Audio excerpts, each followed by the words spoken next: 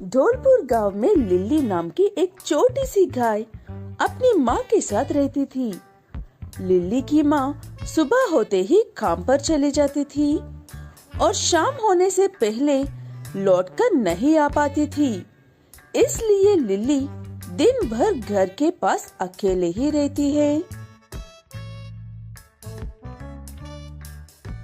माँ, आप मुझे इतना कहने पर भी अपने साथ भाई को क्यों नहीं लेकर जाती हो?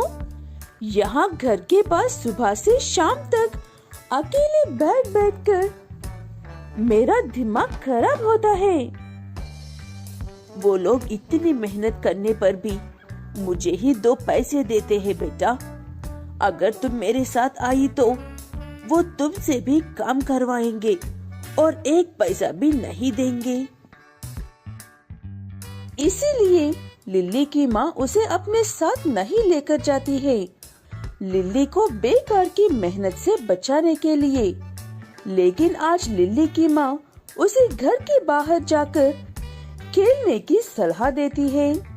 लिल्ली के घर एक शमशान घाट के सामने है। लिल्ली दिन भर वहाँ पर आने वाले लोगों को देखकर ही अपना वक्त गुजारती है। ऐसे ही एक दिन लिल्ली उन्हें बड़े गौर से देख रही थी। ऐसे कहते हुए लिल्ली इंतजार करती है। वो सब वहाँ से जाने के बाद वो पैसे उठाकर वहीं पास वाली दुकान में जाकर कुछ खरीदती है। लेकिन वो दुकान वाला लिल्ली को कुछ भी नहीं देता है। लेकिन ऐसा क्यों? मैं आपसे मुफ्त में तोड़ी मांग रही हूँ, कुछ भी पैसे तो दे रही हूँ ना। पैसे तो दे रही हो, लेकिन लशों पर लुटाए हुए। मैं ऐसे पैसे नहीं लेता हूँ। कहीं और जाकर खरीदो इन मनहूस पैसों से। लिल्ली को कुछ भी समझ में नहीं आता है, इसलिए वो पैसे ले जाकर अपने घर में छुपा लेती है। ऐसे कुछ दिन गुजर जाते हैं। लिल्ली हर रोज उन पैसों को उठाकर इकट्ठा करती है। ऐसे उन पैसों से लिल्ली एक बर्तन भर देती है। वो देखकर लिल्ली की माँ, ये क्या है लिल्ली बेटा, इतना सारे पैसे कहाँ से आए घर में? क्या ये पैसे तुम्हारे हैं? ये पैसे उन लोगों के फेंके हुए हैं जो हर रोज यहाँ से अपने लोगों की लाशें लेकर जाते हैं। मैं वो पैसे उठा लेती हूँ, लेकिन वो दुकान वाला मुझे कुछ भी खरीदने नहीं देता है इन पैसों से। इसलिए ये इतने ज्यादा हो गए हैं। क्या सच में ये पैसे मनहूसी है माँ? ऐसा कुछ नहीं होता है बेटा। तुम्हें ऐसे कहने वाला एक बहुत बड़ा बेवकूफ ही होगा। ऐसे लिल्ली की माँ उसे अच्छे से समझाने पर लिल्ली हर रोज खुशी खुशी वो पैसे उठाकर जमा करने लगती है। ऐसे कुछ साल गुजर जाते हैं। लिल्ली उन फेंके हुए पैसों से अपने घर का एक कमरा ही भर देती है और एक दिन बैंक वालों को बुलाकर वो चिल्लर ले जाकर नोट देने को कहती है। जब वो आते हैं तब वो दुकानदार ऐसे कहता है, अरे भाई, शायद तुम्हें पता नहीं है, इसीलिए वो पैसे ले जाने के लिए आए हो। वो पैसे मनहूस है, लशों पर लुटाए हुए पैसे है वो। हमें फर्क नहीं पड़ता कि वो कौन से पैसे हैं। हमें सिर्फ उसी बात से मतलब है कि वो पैसे इनके हैं। तुम अपनी मनहूसियत अपने पास ही रखो। ऐसे कहते हुए वो बैल सारे चिल्लर लेकर लिल्ली और उसकी माँ को नोट देता है। उन पैसे देखने के बाद लिल्ली और उसकी माँ और उस दुकानदार को पता चलता है कि वो अच्छे खासे धनवान बन गए हैं। चाहे कितने भी बड़े धनवान क्यों ना बन गए हो, वो पैसे है तो मनहूस की। एक दिन सब खत्म हो जाएगा, देख लेना। आप चाहे कुछ भी कहो अंकुल जी, हम आपकी बात बुरा नहीं मानेंगे। अगर आप मुझे पहली बार आपकी दुकान पर आने पर वापस नहीं भेजे तो मुझे ये पैसे इकट्ठा करने का ख्याल ही नहीं आता। वो बात सुनकर दुकानदार को और भी गुस्सा आता है, लेकिन लिल्ली और उसकी माँ को जरा सा भी फर्क नहीं पड़ता है। ये पैसे तुम्हारा है बेटा, बताओ इन पैसों से क्या करना चाहती हो तुम? अगर आपकी इजाजत हो तो मैं इन पैसों में से कुछ पैसे इस्तेमाल करके एक सुपरमार्केट खोलना चाहती हूँ माँ, उस दुकानदार को बताने के लिए वो पैसे मनहूस नहीं, उसकी सोच मनहूस है कहकर। ऐसे कहते हुए दोनों माँ बेटी मिलकर एक सुपरमार्केट खोलते हैं और उन्हें उसमें भी ढेर सारे कामयाबी मिलती है। तब उस दुकानदार को समझ में आता है कि वो सब तो अच्छे ही है। छोटी सोच रखने वाला वो दुकानदार, वो सब तो अच्छे ही है। छोटी सोच रखने वाला वो दुकानदार अपनी जिंदगी में कभी भी आगे ही नहीं बढ़ पाया है।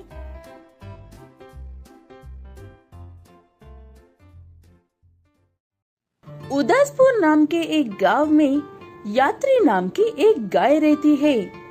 कुछ ही दिन पहले गाड़ी के टायर में हवा ज्यादा भरने पर टायर फटने की वजह से यात्री के पति की मौत हो गई थी।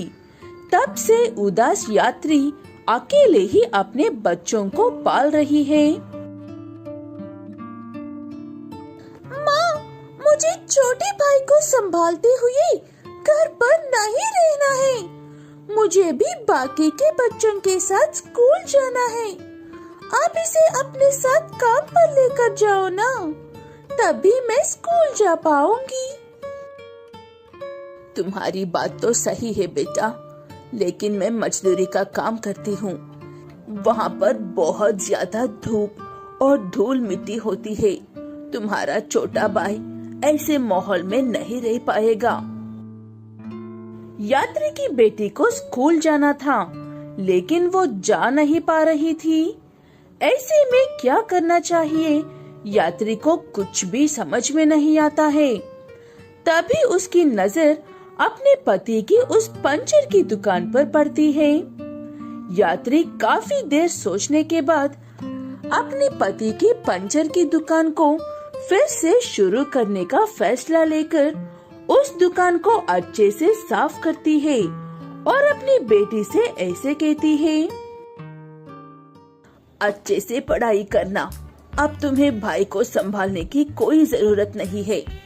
मैं पिताजी की दुकान को फिर से शुरू करने वाली हूँ। वो बात सुनकर यात्री की बेटी बहुत खुश होती है और अगले दिन से स्कूल चली जाती है।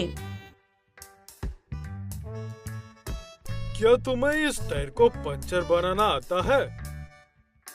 जी बिल्कुल आता है। आप 5 मिनट बैठ जाइए, मैं अभी पंचर बना देती हूँ आपकी गाड़ी का। ऐसे यात्री गाय बड़े अच्छे से उस बैल की गाड़ी का पंचर बना देती है। पंचर बनाते हुए यात्री और वो बैल बात करते हैं कि कैसे सीखा उसने इतनी अच्छी तरह से पंचर बनाना। तब यात्री अपने पति के बारे में बताती है। ध्यानचंद मेरे पति थे। इस गांव में उन्हें सब जानते हैं और उनके साथ हुए हादसे को भी जानते हैं। ध्यानचंद मेरा भी बहुत अच्छा दोस्त था। सुनकर बहुत दुख हुआ उसके बारे में। आप चिंता मत कीजिए, इस गांव में जितनी भी गाड़ियां पंचर होंगी वो सब यहीं पर आएंगी। जैसे ये बैल कहकर जाता है, वैसे ही लोग अपनी गाड़ियों के पंचर बनाने के लिए यात्री की ही दुकान पर आते हैं। इससे यात्री की आर्थिक स्थिति तो ठीक हो रही थी, लेकिन उस गांव के दूसरे पंचर बनाने वाले कंकर बैल को ये बात बिल्कुल भी पसंद नहीं आ रही थी। ये ध्यानचंद की पत्नी तो मेरा सारा व्यापार बंद करके मजा ले रही है। कैसे भी करके उसे रास्ते से हटाना ही होगा। ऐसे कहते हुए एक दिन कंकर बैल जानबूझकर यात्री गाय से ऐसे कहता है, गांव में मेरी भी एक पंचर की दुकान है, फिर भी गांव के सभी लोग तुम्हारी ही दुकान पर आ रहे हैं। इस बात से किसी को फर्क पड़े या ना पड़े, लेकिन गांव वालों की पत्नियों को तुमसे नफरत हो रही है। ऐसी बात सुनने के बाद यात्री गाय का दिमाग कुछ देर के लिए काम करना बंद कर देता है और वो कंकर बैल को कोई जवाब नहीं दे पाती है। और उसके बाद से यात्री गाय अपने ग्राहकों से बात करना भी बंद कर देती है।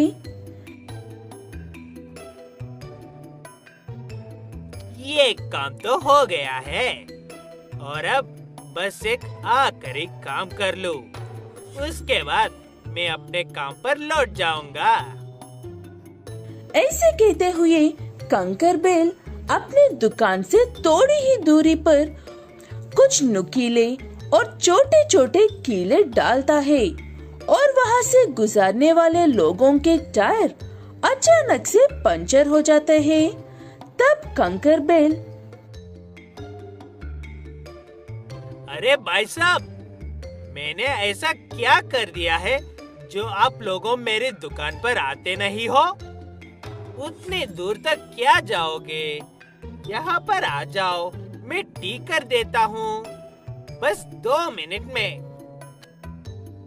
ऐसे कहते हुए एक के बाद एक लगातार पंचर बनाते जाता है कंकर बैल।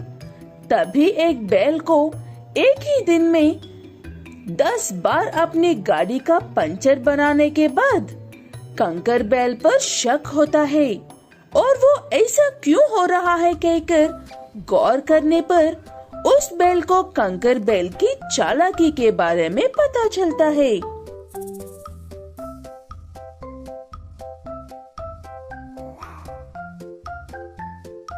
तो ये है तुम्हारा पंचर की दुकान का राज। सुबह से लगातार लूट रहे हो। एक बैल 10 बार आ रहा है, फिर भी तुम्हें बुरा नहीं लगा? ऐसे कहते हुए वो बैल और बाकी के बैल मिलकर कंकर की खूब पिटाई करके ईमानदारी से काम करने को कहते हैं। और यात्री की दुकान भी पहले जैसे ही चलने लगती है। पगड़ीपुर गांव की हर गली और गाय बैल जानते हैं नंदू बैल और उसके परिवार को। नंदू बैल बहुत ही अच्छे स्वभाव का है, इसलिए गांव में ऐसा कोई भी नहीं है जो उसे या उसके परिवार को नहीं जानते हो। तुम जानते हो नंदू, मैं अपनी तरफ से पूरी कोशिश कर रहा हूँ भाभी जी को उस बीमारी के बाहर निकलने के लिए, लेकिन मैं चाहूँ कितनी भी कोशिश क्यों ना कर लो, सिर्फ थोड़ा सा और समय ही दे पाऊंगा। मैं जानता हूँ तुम कितनी कोशिश कर रहे हैं मेरे भाई, लेकिन ये डर किसी भी हिम्मत से काम नहीं होने वाला है। ये किसी को कोना का डर बहुत बुरा होता है। नंदू बैल की पत्नी लिली गाय को एक ऐसी बीमारी है जिसे पूरी तरह से ठीक करने का कोई उपाय नहीं है। नंदू बैल और उसका डॉक्टर दोस्त उसी बीमारी के बारे में बात कर रहे हैं और उनकी बातें सुन लेती है लिली गाय। इसलिए घर पहुंचने के बाद ऐसे कहती है अपने पति से, मैं नहीं चाहती हूँ कि मेरे जाने के बाद हमारी बच्ची अकेली महसूस करे, इसलिए आप मेरे जाने के बाद अच्छी गाय से शादी करना जो हमारी बेटी को अपनी बेटी की तरह प्यार दे। तुम ऐसे क्यों कह रही हो लिल्ली? तुम्हें कुछ नहीं होगा। हम और अच्छे डॉक्टर के पास तुम्हारा इलाज करवाएंगे। नहीं नंदू, मेरे शरीर में अब किसी की भी इलाज को झेलने की शक्ति नहीं है, इसलिए मेरी बात मान लो। बड़े दुखी होते हुए अपनी पत्नी की बात मान लेता है नंदू बैल और अगले ही दिन सुबह लिल्ली गाय की मौत हो जाती है। लिल्ली गाय के अंतिम संस्कार में सारे गांव वाले आते हैं। ऐसे लिल्ली का अंतिम संस्कार अच्छे होता है। वैसे भी सभी गांव वाले इकट्ठे थे, इसलिए बाद में कोई गलत ना समझे, इसलिए नंदू बैल अपनी पत्नी की आखिरी इच्छा सारे गांव वालों के सामने बताता है और सभी गांव वाले इस बात पर नंदू की इज्जत भी करते हैं। तभी उन गांव वालों के बीच में से एक गाय निकल कर आती है और ऐसे कहती है, मैं जानती हूँ कि ये बात करने का सही वक्त नहीं है, लेकिन मेरी भी एक बेटी है, आपकी ही बेटी की उम्र की। उसे भी एक पिता की जरूरत है। मैंने भी ये बात सिर्फ इसीलिए की है क्योंकि इस वक्त मौजूद है। अच्छा किया जो बता दिया, बाकी के बात बाद में ही करते हैं। फिलहाल के लिए ये इतनी बातचीत काफी है। ऐसे वो बात वहीं पर खत्म हो जाती है। लेकिन कुछ ही दिनों में नंदू बैल और उस टुंकी गाय की शादी हो जाती है। टुंकी गाय के लिए शादी होना ही देर थी। शादी होते ही वो अपनी बेटी को सभी खुशियाँ देने के लिए नंदू की बेटी को तंग करने लगती है ताकि वो बेजार होकर घर से ही भाग जाए। मम्मी, इसका बाप चला गया है, अब आप अपने असली रूप में आ सकती हो। हाँ बेटा गुलाबो, अभी बताती हूँ उसे मैं, अब तक सो रही है महारानी की तरह। ऐसे कहते हुए जाकर टुंकी गाय नंदू बैल की बेटी के मुंह पर एक बाल्टी पानी डालकर उठाती है और घर के काम करने को कहती है जल्दी से। पिंकी गाय को सिर्फ एक ही बात समझ में आती है, ये माँ बिल्कुल भी अच्छी नहीं है। पिंकी गाय पहले घर साफ करती है, उसके बाद कपड़े धोती है और बर्तन, ऐसे एक के बाद एक दिन भर कोई ना कोई काम करती रहती है पिंकी। लेकिन अपने पिता को ये बात नहीं पता चलने देती है। वो परेशान और दुखी होंगे कहकर।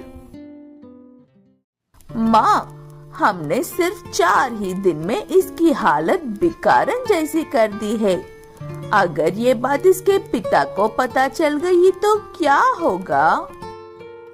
पता चलता है तो चलने दे बेटा, अब बात पूरी तरह से अपने हाथ में है। उसका बाप भी कुछ नहीं कर पाएगा। मैंने अपनी पूरी होशियारी से इस घर को अपने नाम कर लिया है। हा हा हा हा।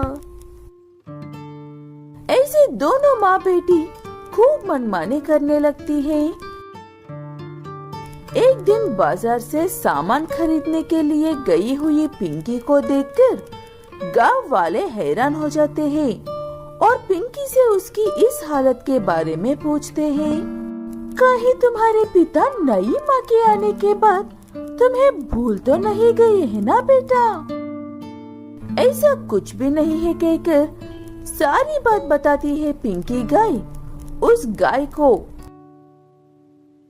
वो सारी बात जानकर तब सभी गांव वाले मिलकर नंदू बैल से मिलकर टुंकी गाय से दूर रहने को कहते हैं। मुझे इस बात का अंदाजा नहीं था कि मेरे पीछे ये सब हो रहा है। अगर पता हो तो मैं बात को यहाँ तक आने ही नहीं देता। नहीं चाहिए हमें वो घर, रहने दो उन्हें ही उसमें। हमें अब किसी की जरूरत नहीं है। ऐसे कहते हुए नंदू बैल गांव में ही दूसरों के घर में किराए पर रहते हुए खुद ही अपनी बेटी का ख्याल रखता है और दोबारा किसी पर भी भरोसा नहीं रखता है।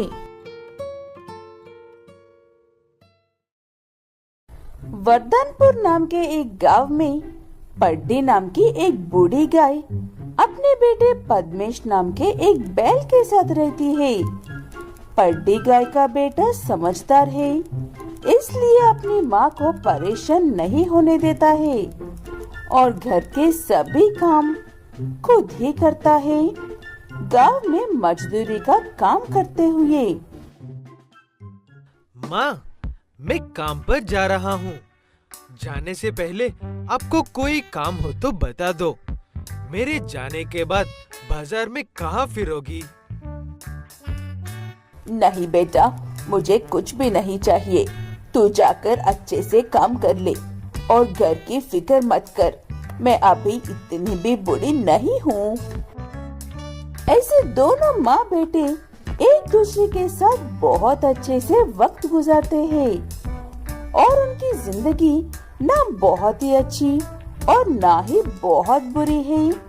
इस तरह जीते हैं। पद्मेश जो कमाता है उनके एक दिन के गुजारे के लिए काफी होता है, लेकिन ऐसी खुशी भी किसी से कहाँ बर्दाश्त होती है।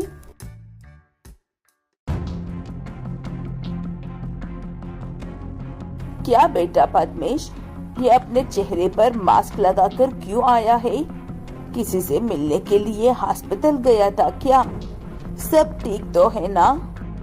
नहीं माँ, किसी को कुछ नहीं हुआ है, सब अच्छे हैं। लेकिन पता नहीं कितने दिनों के लिए एक बहुत ही जानलेवा बीमारी हवा के साथ आगे बढ़ रही है और लोगों को लचर करके मार रही है।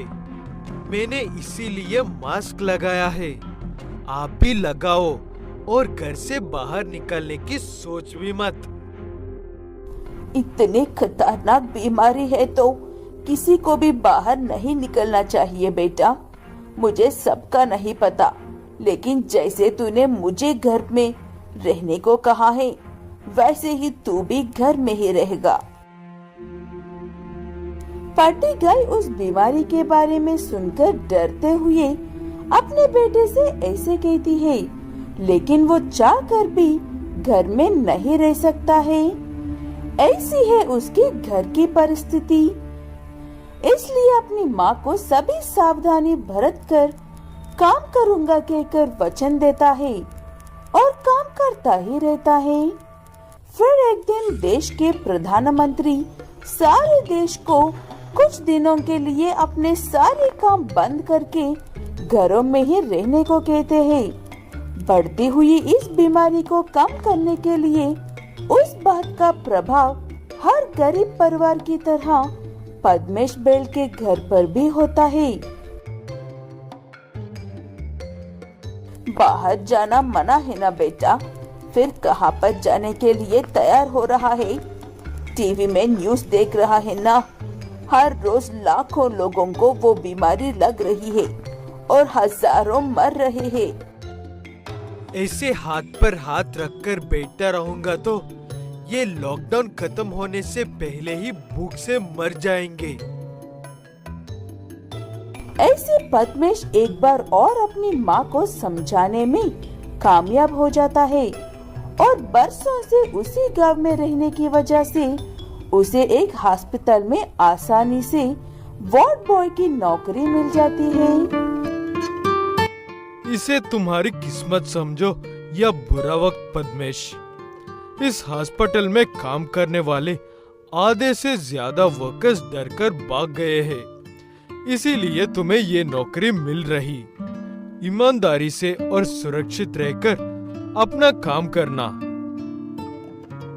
ठीक है कहकर पद्मेश वो नौकरी करने के लिए मान जाता है और अपनी माँ से ये बात छुपाता है कि वो एक हॉस्पिटल में काम कर रहा है, लेकिन इस बात को ज्यादा दिन छुपा नहीं पाता है। तेरी तबीयत इतनी खराब क्यों हो रही है बेटा? सच बता मुझे, तू कौन सा काम कर रहा है? मुझे कुछ भी ठीक नहीं लग रहा है। माँ, मैं आपसे एक बात छुपाई थी। मैं एक हॉस्पिटल में काम कर रहा हूँ। वैसे तो मैं अपना औरंग का पूरा ख्याल रखता हूँ और संक्रमित लोगों से तो दूर ही रहता हूँ। ये वो बीमारी नहीं है, इसीलिए चिंता की कोई बात नहीं है। ये बात कहकर पद्मेश बेल हमेशा की तरह अपनी माँ को शांत करवा देता है और अच्छे से खाकर सो जाता है। लेकिन पूरे समय अपनी माँ से दूरी बनाकर ही रखता है, क्योंकि उसे खुद पूरा यकीन नहीं था। अगले दिन सुबह उठकर देखा तो पद्मेश को सांस लेने में तकलीफ हो रही थी। वो देखकर घबराई हुई पड्डी गाय अपने बेटे को लेकर हॉस्पिटल भागती है। वहाँ पर ना जाने कितने लोग सिर्फ मौत का इंतजार कर रहे थे। मेरा बेटा सांस नहीं ले पा रहा है, कोई उसकी मदद करो। मेरे बेटे की कोई तो मदद करो। क्यों मदद करो? मदद करो कहकर रोने से कोई मदद नहीं करेंगे माँ जी। सब इसी समस्या से लड़ रहे हैं और आपके बेटे को लगाने के लिए ना ऑक्सीजन है और ना ही कोई बेड है, इसीलिए कहीं और लेकर जाओ। पड्डीगर रोते हुए गुस्से में उसका बेटा उसकी कोई बात नहीं सुनता है कहकर वहाँ से जा रहे थे। तभी एक गाड़ी में भरकर ऑक्सीजन सिलेंडर्स आते हैं। जैसे तैसे करके पद्मेश को लगाने के लिए एक सिलेंडर तो मिल जाती है, लेकिन उसके लिए एक बेड भी नहीं था। तभी एक बैल पद्मेश उसी हॉस्पिटल में काम करता है और बहुत ही अच्छा बैल है कहकर पट्टी गाय की खूब मदद करता है। मेरा बेटा ठीक हो जाए, बस मुझे और कुछ नहीं चाहिए। वो कभी किसी का बुरा नहीं चाहता है, इसीलिए उसे मदद मिल रही है।